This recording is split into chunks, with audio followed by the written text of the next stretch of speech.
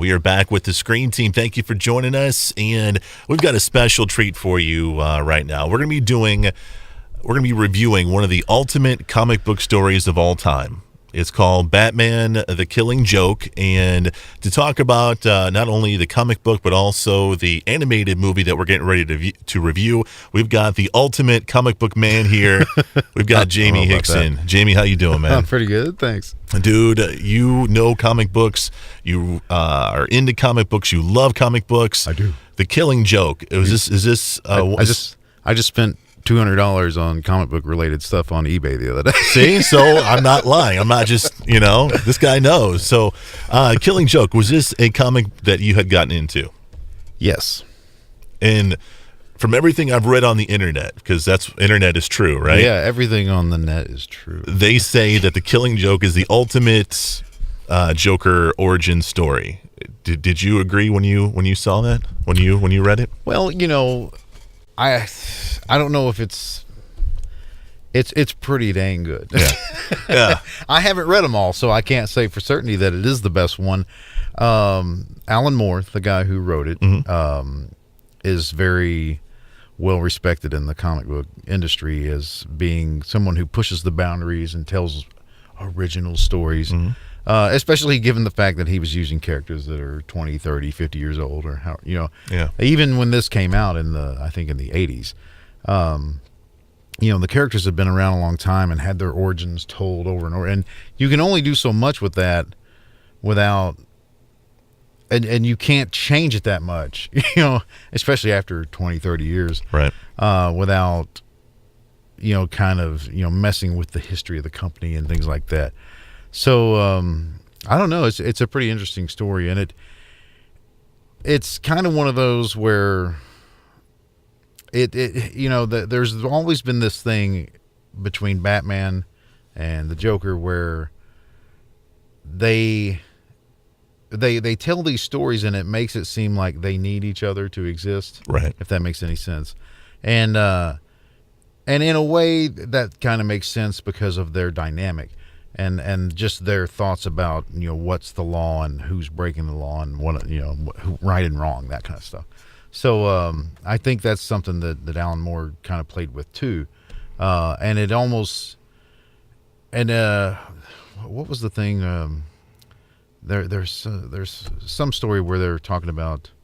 Well, I guess it's in the Tim Burton Batman where he's like, "I created you, you created me," kind of thing. Where they also touch on it in the Dark Knight, where when Heath Ledger's he's hanging from that wire or whatever, and he's like, "I have a feeling we're going to be doing this for a long time," kind of thing. And that kind of relates.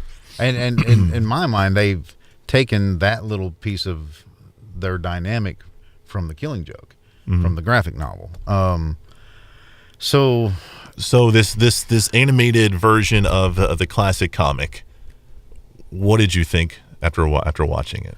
Well, it was interesting to see it reinterpreted that way, and kind of for a more mature audience, which is the comic book version definitely was for mature audiences. Yeah, and not because it had a bunch of swearing and sex and things like that. Some of that stuff was in there, but it was back then. Even. You could only do so much in a mainstream comic, even though they kind of push it as, well, this is a little different. This is your regular Batman story that you get every month. So it's interesting to see the animated version, kind of play it out.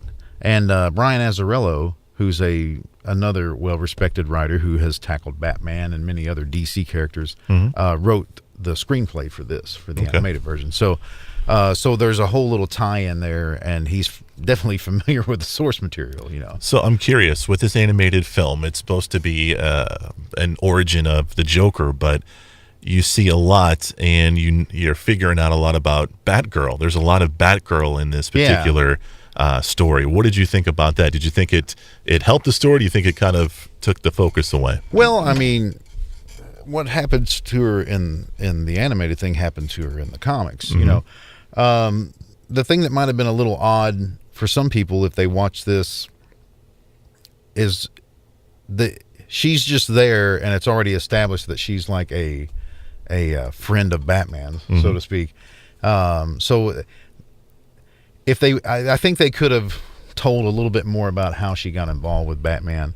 And again, I haven't seen all the DC animated stuff. I don't know if there's another one that establishes that story or that kind of thing. But since they were, already taking, the graphic novel, the comics, and then turning it into this other thing, I felt like they could have just put a little bit more in there about how they came to work together.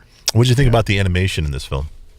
Well, I wasn't knocked out by it, but it didn't have to be kind of crazy, explosions everywhere, because that's not the kind of story they're telling. Mm-hmm. The story they're telling is very character based, so it helped that they comped some images from the comics almost frame for frame, or if you want to look at it like it, because you can look at comics the same way as panel per panel, and they took it and put it into an animated version. But the part where he falls into the chemicals and stuff like that, which everybody knows that. So if the Joker, that's something you can never change about the Joker, is him falling into the chemicals, etc. Right. And so, but when he's like got his fingers in his hair, that's straight out of the comic. Yeah. So there's all kinds of stuff like that you're like, oh, that's cool. So it's neat that they had that homage to the panels. Because Brian Bolland, the guy that drew The Killing Joke, is an amazing artist, and that was one of the peaks in his career, as a comic book artist, I think. So he's done amazing stuff, with Judge Dredd and a lot of other things. So they got some of the original voices back together for this. They got Mark Hamill as the Joker and Kevin Conroy as Batman. Did you think they did a good job? Oh yeah, those guys. If they never did another voiceover thing ever, that would be, to me, that would be a peak for them. It's like, hey, I was Batman. Hey, I was the Joker. Yeah, you can't beat that. So, yeah. So people who love comic books, people who love comic book movies, is this something you'd recommend to those type of genre? Yeah, I think so, because it's a very good representation of the original without being something that's just a rehash, So, I mean, especially if you're into the live action Batmans and things like that, this one, it's a different kind of story. So it to me, it doesn't compare to Dark Knight Returns or something like that, because when you're making those kind of movies, it's got to be big and it's got to have explosions. And this, like I said, this is a character driven thing.